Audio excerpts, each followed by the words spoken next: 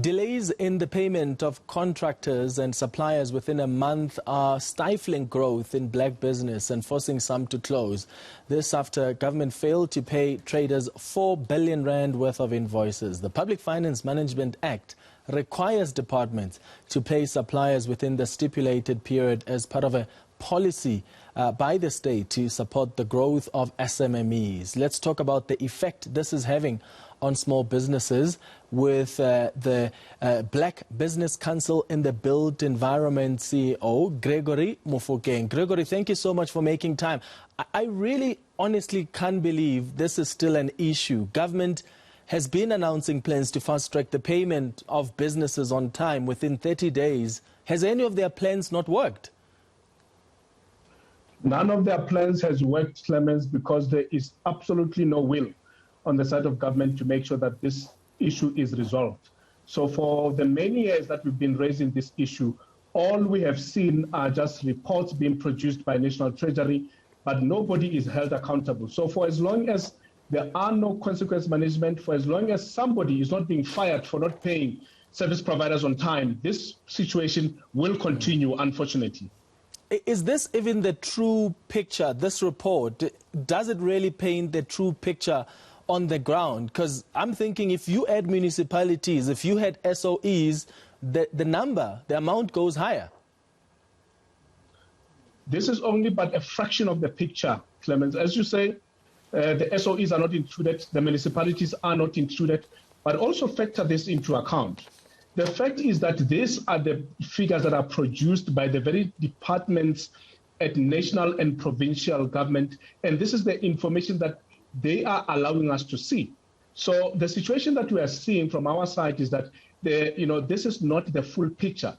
I mean, if you think about it, an HOD will not fully disclose the extent of the problem because they know that there will be political backlash on this. So what we are seeing is what the public servants are allowing us to see. The picture, as far as we are concerned, is much more dire than what we have been presented with. How's the Western Cape government getting it right? Because they are not owing any business money. They have settled all their invoices on time. And if they can do it, what excuse do these other provinces have? Well, it's simply the lack of proper political management. I think that the Western Cape government political leadership is clear that we cannot allow a situation where people provide goods and services to government and have to shed jobs or close their businesses because they are not doing what they're supposed to be doing, which is simply to pay for goods and services that have been provided on time. I think the situation with the rest of the country and the rest of the national government is that we do not have political management that is keen to see that this problem is resolved.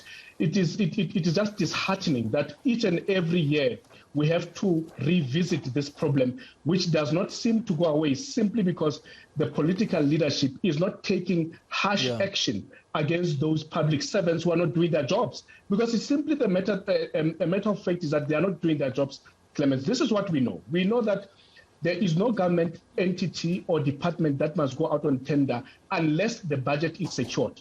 So we move from the premise that this money is there in the account sitting to be spent. Now, why are they not paying people on time? It's a question that we ask ourselves all the time. And the same political leaders are busy talking about how entrepreneurship is actually the way to go. How? When they're still failing to pay these businesses on time. Is corruption a big player here, Gregory? Do officials sometimes demand bribes before doing their jobs and settling these invoices? That is also a very serious complaint that we are getting, Clement, that people are now demanding that they must be paid before they do what they are paid to do or what they are employed to do. So that's a big problem also in the system that we are experiencing. And what is worse is that when our members complain or any other service provider complains, then those people are then regarded as problematic and they are no longer given opportunities to do work with that particular department. So this is the problem that we are having, that people who are in the system are actually holding businesses to ransom, because if you're not paying what they demand from you, then you are, considered a problem and you are red-circled from doing business with government.